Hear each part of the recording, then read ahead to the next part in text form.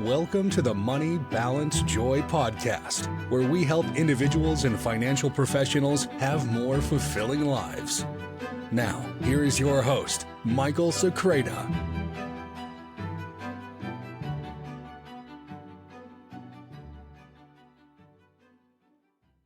Welcome to another episode of the Money, Balance, Joy podcast. I'm Mike Secreta. One of the advantages of having a podcast this day and age is it actually lowers our stress because our bodies are built for hearing conversations, hearing narrative, rather than just having a bunch of sound bites and different ideas thrown at you. This podcast is both for individuals and financial advisors. And of course, all our podcasts are trying to give us the tools and the knowledge to help us on our journey to a more fulfilling life of money, balance, and joy. And as you know from the book, this is not a do-it-yourself. You need help, so particularly from financial advisors or actually the right financial advisor. Really excited about today's guest is John Coyne with Athegenos, and did I pronounce it right? Yes, you did. So there you go, which is Gaelic for birth. And one of the things I love is what they're about is hospitality.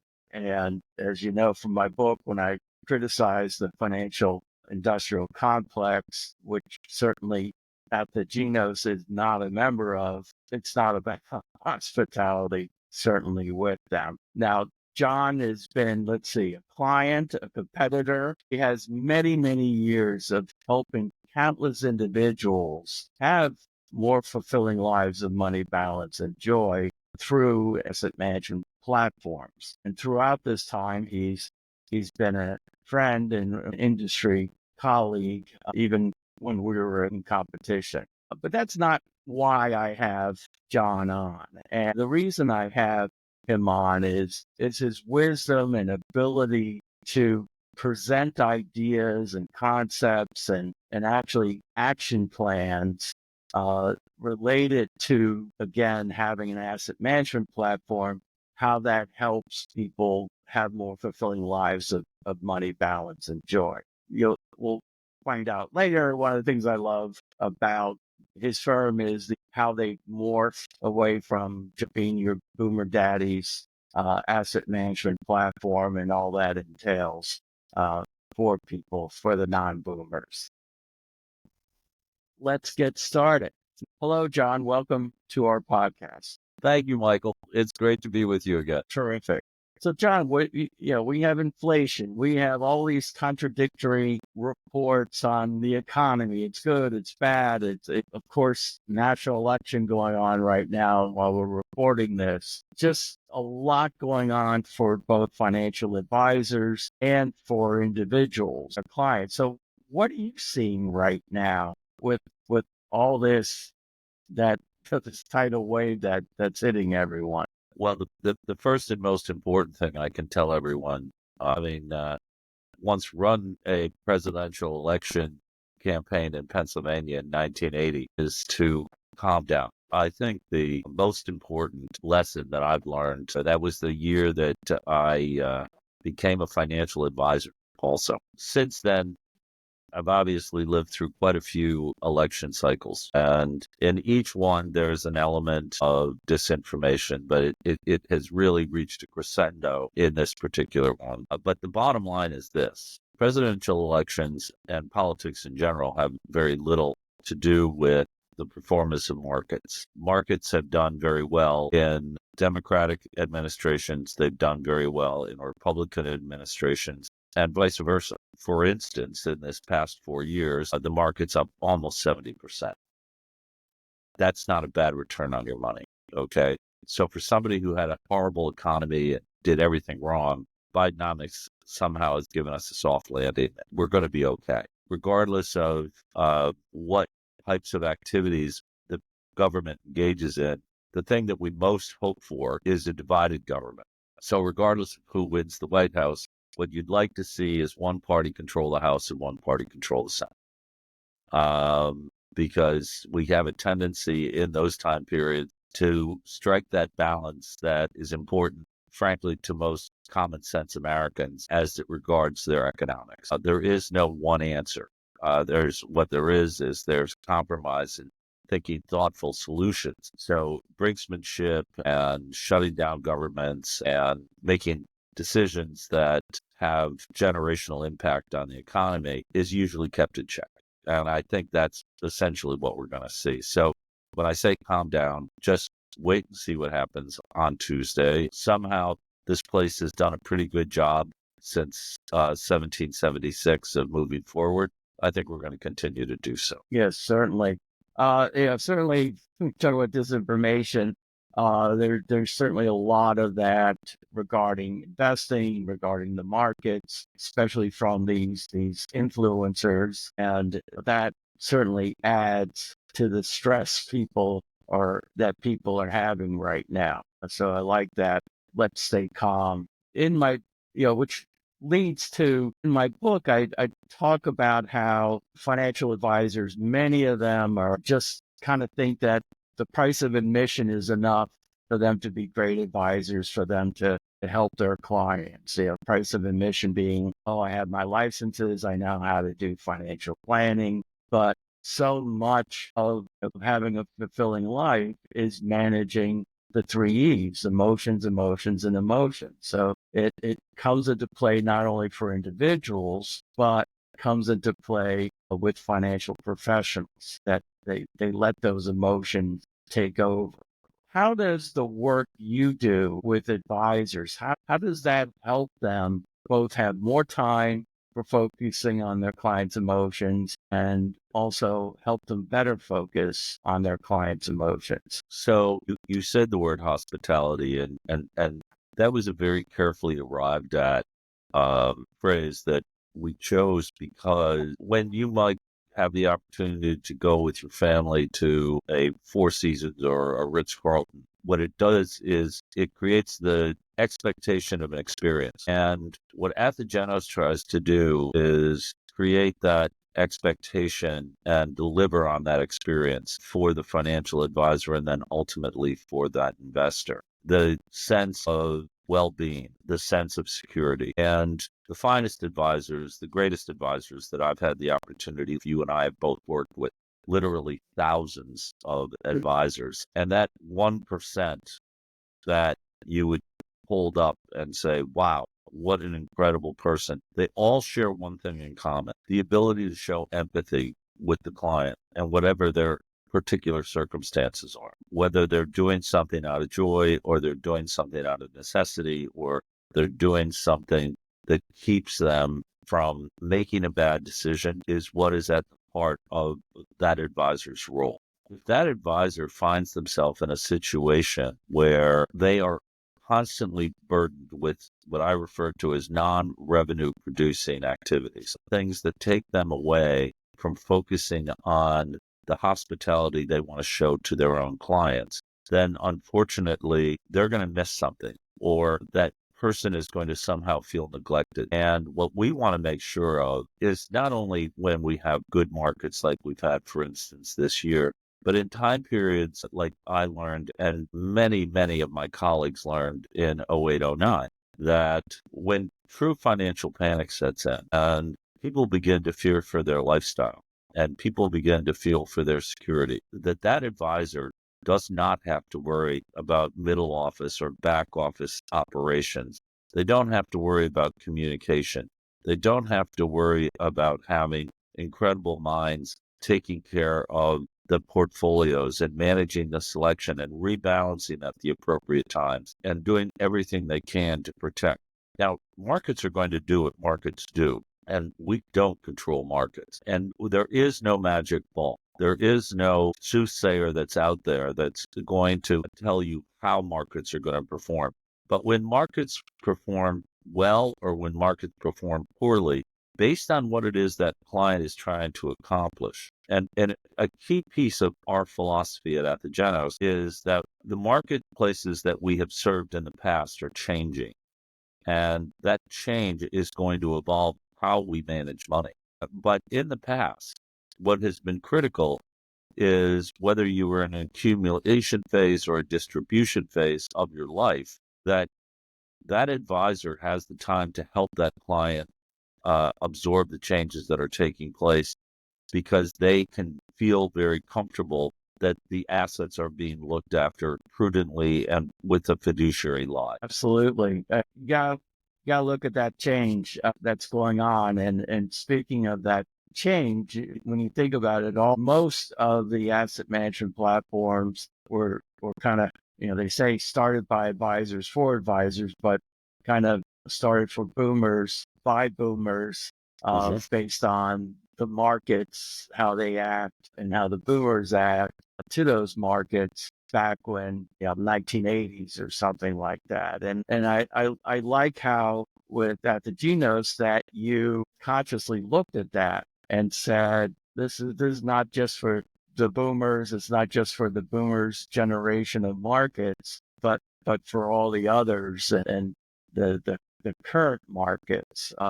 And I know it's pretty critical in my book about those that just do the same old, because that's how we always did it. Right. So elaborate. What does that look like in terms of, again, Well, not just being for so think about boomers? it this way: if you're looking at the world, and it's always through one prism, essentially, whether it was my old firm, or any of the companies that were started to provide these types of services. As you point out, most of us were started in the late 80s and early 90s. We were designed to go after, frankly, white males that were in the marketplace to accumulate assets and grow those assets. And that's what we designed all of our products around, to eventually get to a stage where these people would retire. And by the way, none of us had a clue what we would do when that hit. So with Athegenos, meaning rebirth, just a few little simple subjects. Many of us, and I'm sure you've talked about it on your podcast in the past, the great wealth transfer, the $45 trillion that's going to move from the boomer generation to younger generations between now and 2045. How about the most immediate transfer? In the next 5 years, $11 trillion will transfer from the male patriarch to the spouse and to the children. It will make women in the United States the largest liquid financial shareholders in the world. That's 5 years. So we're talking about this election. That's 1 year after this administration, regardless of who it is, comes in. How do they think? Do they think like their husbands? Do they think like their father? Or do they think differently? Are they more risk aware or are they more risk taking? The answer is both. Now, for the majority of us, did not necessarily start off this way, by the way, but by the late 80s, we had all fallen in love with modern portfolio theory at Moskowitz and the Chicago School, and 60-40 was the great number, and it was a variation on a theme around covariance and how we would build portfolios with large cap, small cap, mid cap, international, emerging markets, fixed income, and that's what it was. And it was essentially, with variations on a theme, a one-size-fit-all approach. That is not the same going forward. Just a stat that I find fascinating, 70% of people under the age of 43 are more likely to have crypto, private equity, private debt, and direct investments than people over the age of 43. What does that say about risk? What does that say about portfolio construction? How are we supposed to approach that? Well, at Athegenos, what we're saying is, wow, if this is the world going forward, perhaps we should be thinking about designing strategies and portfolios that take common sense and applied history into play, but in a way that has more meaning to younger people and to women as they look to have their assets managed. It's going to be a very different and very changing world. Take the political rhetoric out of this, but both of those groups are much more likely to be attracted to sustainable investing. Both of those groups are much more likely to tie their investment philosophy to their personal and philanthropic philosophies. All right. We need to free up the time of advisors to understand that and to begin to accommodate and have those conversations. Whether they agree with all of it or not, at least what they have to do is to be able to educate to the best that their time allots on exactly what that means. Advisors, I spoke with a very successful RIA in Texas the other day, and we talked about his concerns and his team's concerns that they were not interacting enough with the spouses of their clients. They were not interacting enough with the children of their clients, that the conversations weren't taking place. One of the most dreadful stats that I've seen recently is particularly in the family-owned business world, which is an incredibly important part of the U.S. economy, that only less than 30% of the patriarch or business owner has discussed succession planning with their children. Think about that. Think No about how crazy surprise. that is. So does an advisor really need to be on Morningstar Prospera looking up the best emerging markets manager for a 60-40 portfolio until 3 o'clock in the morning? Or should they be trying to learn the best way to conduct family conversations around money? You bring up great points. Just for the listener, 60-40 refers to 60% equity, 40% fixed income like bonds and other income producing securities. I'm glad you brought up the whole sustainable investing, or what now goes by ESG. I'm glad you brought that up because an important part of my book, important part of the journey for the readers and people trying to have that fulfilling life, the easiest way to overcome that stress, overcome those fears, and sometimes the degree that can hurt you as an investor over time is to view your investments as an extension of you, of your values, of what you want, the non-financial legacy you want to leave your children and grandchildren. Those are your values. And I'm glad you brought that up, that so many advisors feel that my value is picking mutual funds. My value is picking stocks. That's where I could justify my fee. And certainly there's enough studies, and I cover that in my book, that shows you can far surpass the value, what people pay you by managing their emotions, by having them view their investments as an extension of that. It is tremendous. And by, as you said, having that higher risk tolerance, because there's a comfort tax with that. So I'm so glad you brought that up. Thank you. So looking at Athenegenos, you're, as I understand it, employee owned.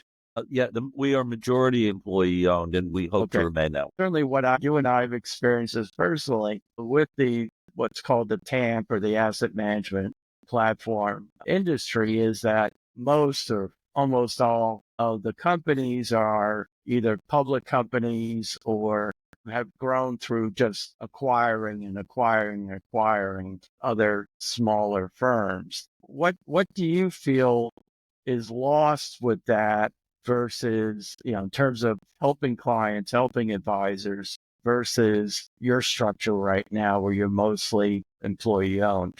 Well, we are primarily employee owned. Obviously, we needed strategic partners to help us launch. But the critical issue is that we would like to remain majority employee owned going forward, because we only want to have one master that we serve, and that master is the interests of investors. We do that by being the best service provider that we can to financial advisors. We don't want distractions. For instance, as you're aware, many of the offerings that are in the marketplace are proprietary. We have no proprietary product in our offerings, and we have no intention of having any proprietary product in our offering. While that offers you a better path towards higher profits, we feel it creates conflict of interest. We always want to have the best lineup.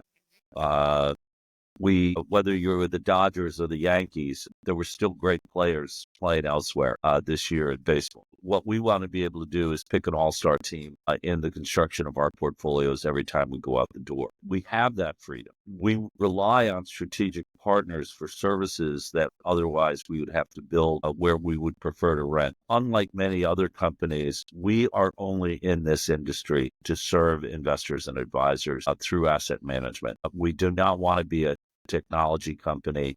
We do not want to be an asset management company. And I'm not arguing that there's not benefits to having all of those services. We are just simply saying we feel that, given our philosophy, that this is the best way for us to proceed. Absolutely. Nothing annoys me more than when I see commercials or I hear different firms say, we're fiduciary, we put your interests first.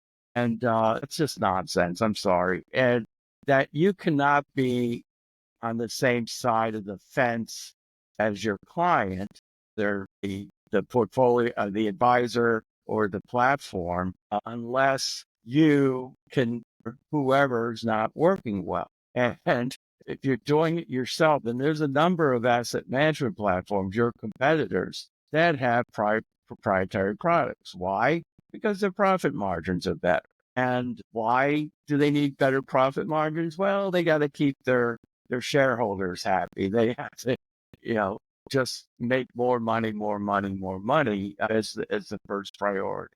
So that's why I asked the question, and I love the answer. That, and I even in the book talk about a joke where these client appreciation dinners that I put together for advisors, I call it the funny crap joke, because the advisor says, well, so all of you here who have a different advisor who is managing your money, actually making the investment decision, they'll call you and fire themselves, right? If their performance isn't good, relative performance, everyone laughs. Then all of a sudden every time there's like over 1,000 of these dinners, dead silence. And then there's the, oh crap, look on everyone's face. They're like, wait a minute. They're not fully putting my interests first. Great point. What question didn't I ask that I should ask? So one of the things that I think is really important that we provide is that suite of services that allows advisors the freedom that they really do need to go to their investors and understand what their needs are, what their concerns. I coined a phrase years ago, live the life you worked for. And obviously that is straight at boomers that we're accumulating, right? Now that's evolved. And I want to be that organization. We all want to be that organization that allows advisors to understand the new world. For instance, people under the age of 43, and you've probably read this in the book, Die with Zero. But younger people particularly want a experienced dividend where they're not waiting to be 65. There is no magic to that number to them, the way that you and I grew up with our parents and our grandparents. The magic number of 65 was frankly created around Social Security in the 1930s. There was no number before that. And going forward, I don't think there'll be a number either. With all of that happening, what we want to have is an evolving organization that recognizes change and doesn't insist on fitting everyone into a particular niche or into a particular cookie cutter solution. And, what we want to do is work with advisors and help them be creative in solving the new issues. There's a great ad where a young couple says, can we afford a ranch in Montana with horses? All right. I love the ad. All right. And I think it's for JP Morgan, who's a fine, outstanding firm. But the key to that with me is you and I, when we got married, the last thing we were thinking in our 30s or 40s was, can I afford a ranch in Montana with horses? Right. That's not how we were raised. What we need to understand is that for advisors to address the kinds of thoughts and concepts and dreams and aspirations with these generations and with their spouses of the boomers, who, as you point out, with sustainability, want to have investment portfolios that reflect their life. I'd say that is one of the critical solutions that we want to help advisors solve. And we are incredibly excited about the independence that we have, our ability to do it unfettered, and to move forward in a way that is delightfully creative. Absolutely. Again, being on the same side of the fence as the clients, same side of the fence as the advisors, and really recognizing that difference. Because when you think about it, so many times us boomers will criticize Gen X, Gen Y. Isn't there another generation I can't think of right now? But Gen Z.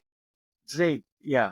When you think about it, it's very logical how they're thinking. It's they've observed us, the boomers. We observed the greatest generation, and it was you put the work in, you got the pension, and if you were successful, you had the great home and everything. And we did the same thing, but a lot of us got laid off so the company could offshore work or outsource work, or we lost the pension, so we had FMKs. We kept going after the status symbols, whether it's the house, the cars, the house, everything else, and didn't have that balance because, like, as you said, well, I'll just work really hard till I'm 65.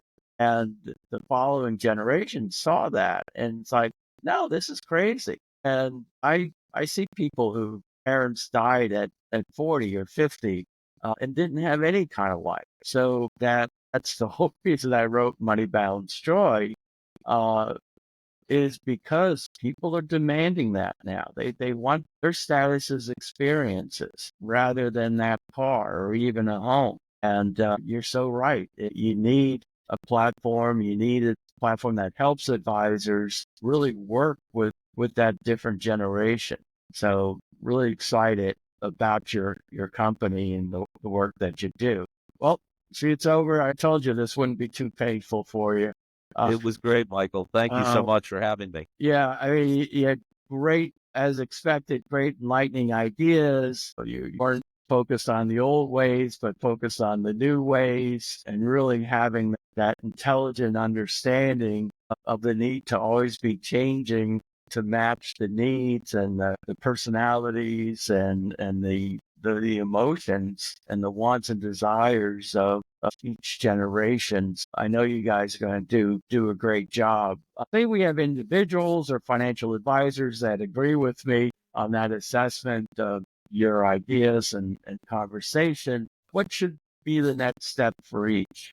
Quite simply, reach out to us through our website. Obviously, I'll put a link for the website. Right. Yeah. I think that's the simplest way. We love and look forward to having conversations and helping people that are searching for a direction that has meaning to them. And whether that be an advisor or an individual, we're happy to provide referrals or to discuss with them how we can best work with each entity going forward. And, if they're an advisor, you mean? Yeah. Yeah. Always through an advisor. We do not do business directly with individuals. We have a very important role. I always told, and I know you did the same thing. The best advisors are very gifted general contractors. We're a subcontractor. We have a very specific role to play, a very important role, but very, very specific. And we have CFPs, we have CFAs within our organization to help manage the portfolios, to help work on financial plans, in consultation with advisors, to help create that hospitable experience that people are looking for. Absolutely. There's such a hunger for that, and so glad that you're able to help advisors deliver that. Thank you. Thank you very much. Take care, Michael. All right. Bye-bye. Thank you for listening to another episode of the Money, Balance, Joy podcast. Order our Money, Balance, Joy book on Amazon or check out our website, moneybalancejoy.com, for more valuable info to help you have a more fulfilling total wealth life.